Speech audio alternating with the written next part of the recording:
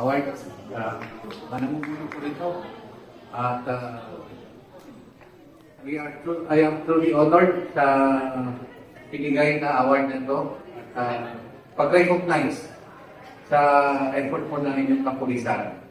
And the champion sa community engagement po ng aming unit. Kung puso po kami nagpapasalamat. And also na-recognize po yung aming dalawang programs, yung aming Police Assistant Work at Police at Your Service. Dito po pinapakita yung mga ginagawa po ng ating kapulisan para po masigurado na ligtas po yung ating pamayanan.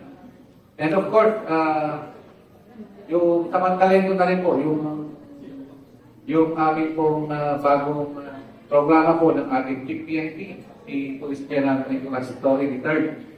Yung pong ating 5 minutes response.